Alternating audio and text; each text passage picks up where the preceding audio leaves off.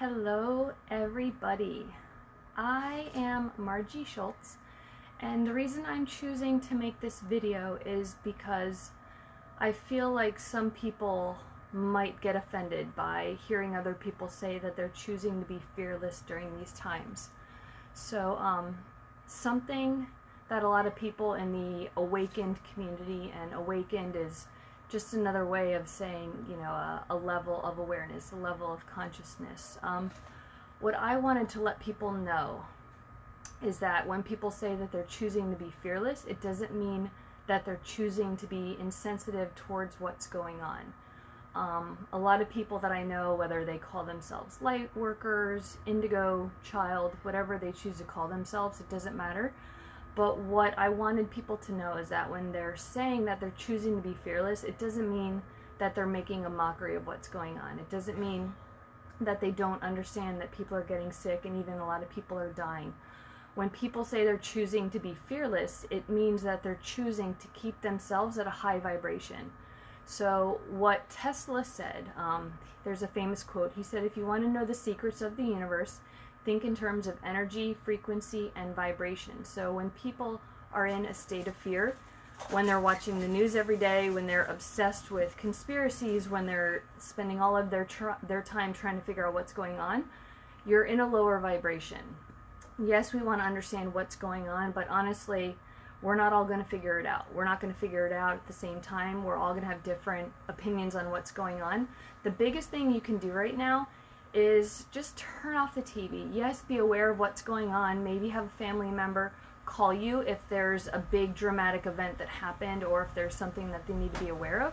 But choose to not live in fear. Not living in fear doesn't mean we're making fun of people that are going through this. Not living in fear doesn't mean that we don't think that there's actually something going on. A lot of us do believe at a higher level that there's something going on with the elite, there's something going on with the government. And there are so many things in ancient history, in ancient knowledge, that talk about the Mayan calendar, other ancient civilizations that talk about this time right now. It's a great awakening. A lot of people during this time, so a lot of people go through awakenings when they experience trauma, whether it's a car accident, whether it's having too much alcohol and deciding never to drink again. A lot of people go through awakenings when they experience trauma. So a lot of people that are really into their careers, a lot of people that are having to provide for their family, a lot of people that need structure in their lives, and a lot of people like our friends and family, and probably some of us included, a lot of people that are used to a certain lifestyle, everything is getting shattered right now. So a lot of people, they're questioning things, they're questioning the government, they're questioning society, and a lot of people are getting forced to go within. Now, a lot of people are reporting that it's uncomfortable because if you're not used to going inwards, you kind of get irritated in your own company. You get irritated in your own silence. So people that have been on the awakening journey, and honestly, awakening doesn't mean that you have to sit in a certain position and meditate all day. Some guys say, you know what, I go in the garage and I tinker on my car.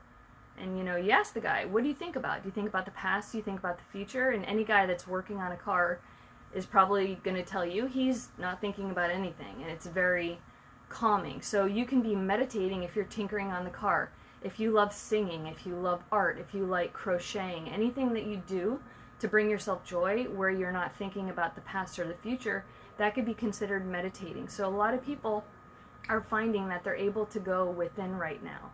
So I just wanted to make this video to let people know that not living in fear doesn't mean that we don't care about what's going on. It just means that we're choosing to be at a high vibration. When you're at a high vibration, you could have so many things going on and it just won't affect you. So the post that I've put up, it's not saying I'm insensitive to what's going on. I'm very sensitive about what's going on, but I'm choosing to not let it control me.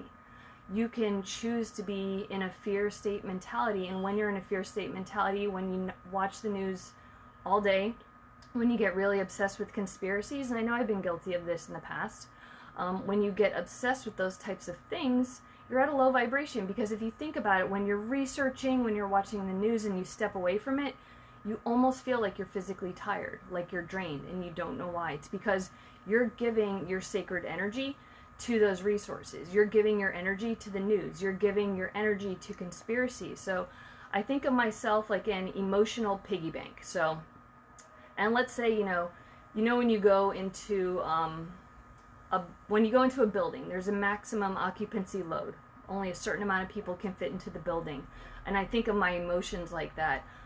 You can only handle so much. You can only take away sacred energy from yourself for so long before you're going to have to start making deposits. That's the emotional piggy bank analogy. The building maximum occupancy load, you can only focus on too many things before you've met capacity. You can't take enough. So you need to find ways to get out and be present, to meditate, to do the things that bring you joy, where you're not worrying about the past and you're not thinking about the future. And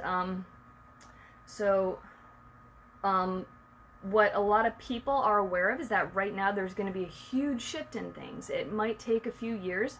There's going to be a huge shift in politics. There's going to be a huge shift in the government. There's going to be a huge shift in the monetary system. So many things are crumbling down right now. And, I listened to this certain person on YouTube, and he said, that humanity might take a few steps forward and it might take one step back. So I think right now we're at the process of taking one step back. There are good things that are coming out of it. People are saying that in Italy the canals are clear, the animals are able to come out into society. There's so many good things that are coming out of this.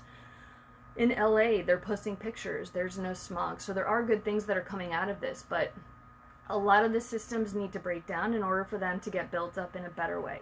If you think about it, when you're lifting weights, you need to rip the muscle down, then you need to have some good protein, plant protein, whatever you take, to build the muscle up, and then you need to relax. So I think right now we're in the process of things getting torn down, and that's just the state that they need to be in. So you can choose to obsess about things, you can choose to drive yourself nuts, or you can choose to just be peaceful and serene, because it really is a choice.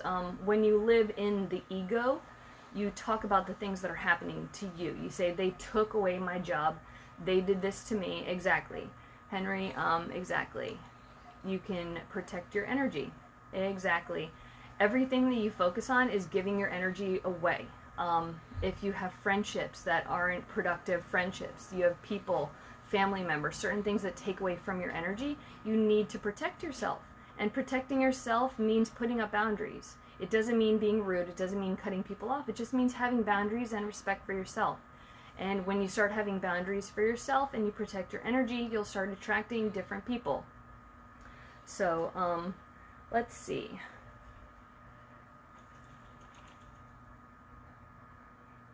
And also, I wanted to mention that a lot of the things that people are going through awakenings, a lot of the things that they post, it might not make sense to you right now, but the cool thing that I even remember, I remember people saying things and doing things that made no sense to me at that time.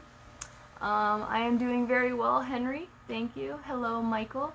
I remember before I started awakening, people would say things and it wouldn't make sense to me, but what they were doing was planting a seed. So what I can hope is that this video just plants a seed. Marjorie talking about energy and people awakening and going within. I remember, here's a personal story. I had gone through a divorce, and I'm a Capricorn, I'm very logical, single mom, engineer, so just very logical about things. And a lot of people had asked me, you've gone through a divorce, have you healed from it? And for me, it was always about saying, yes, logically I took ownership, logically I understood that we weren't married, and logically, that's something I'm going to have to get over. But I never understood the actual process of feeling it and releasing it. Finally, I went into like a floating spa. It had complete sensory deprivation, and when I was in there, I was doing Ho'oponopono. It's where you say, I love you, I'm sorry, please forgive me, thank you. So, what I had done is I picked the people that I was hurt by the most in my life, ex-husband and a few other people.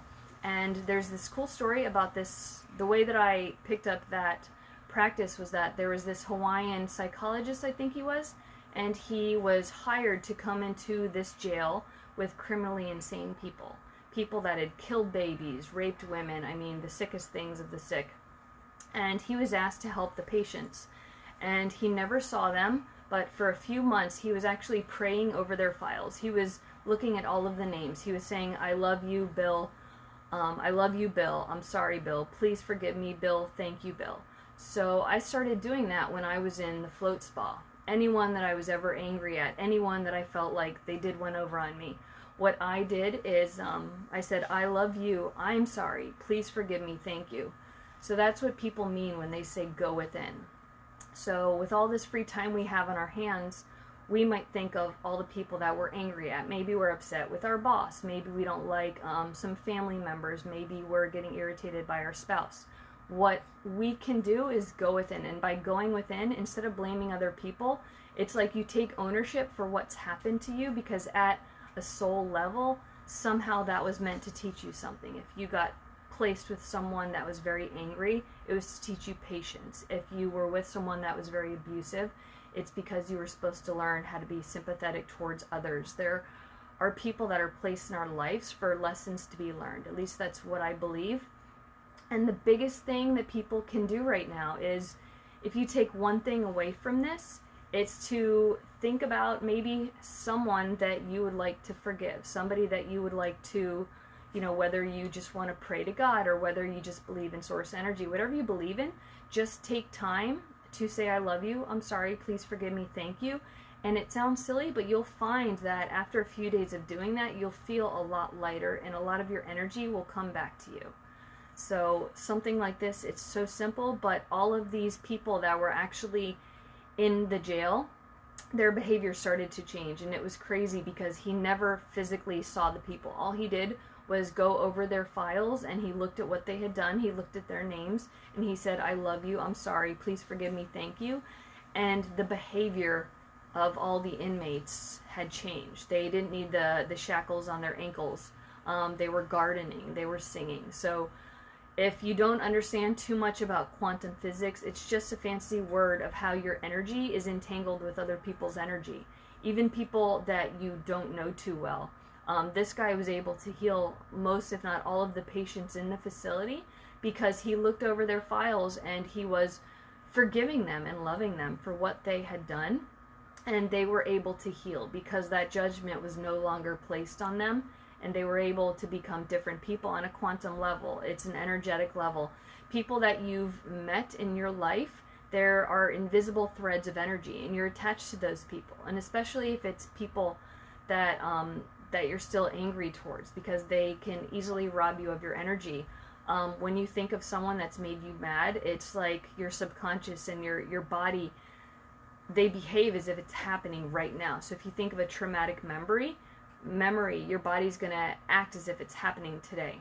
So when you forgive these people, you're able to free up more sacred energy for yourself. So that is all that I wanted to say. If you guys have any questions, please let me know. Thanks for the comments. Hey Dixie, thank you Henry and everybody else that came on. I am a life coach, and I also help people to purge the patterns that they have. Some people have negative thought patterns, and a lot of times it's because of trauma that's happened to them that's energetically stored on their bodies, or they have subconscious programs that were instilled from birth to age 7 or even after that, but the majority of your subconscious is programmed from birth to age 7. So I found out a lot of the patterns that I had to heal myself from. I asked my parents, hey, did you ever have these discussions about money? Hey, you know, were there ever any situations where XYZ happened? Because I noticed that I have these tendencies. If you have certain patterns that maybe are uncomfortable for you, whether it's money, relationships, friendships, your love life, it's because it's energetically stored on you. And I know people don't like to hear that, but it's because something has to get cleared from your energetic patterns that you no longer keep attracting that type of person or situation. So if you guys have any questions, just let me know. This is what I do. I love it, and I love connecting with you guys. And I hope you have an amazing day. And this was just a video about not living in fear.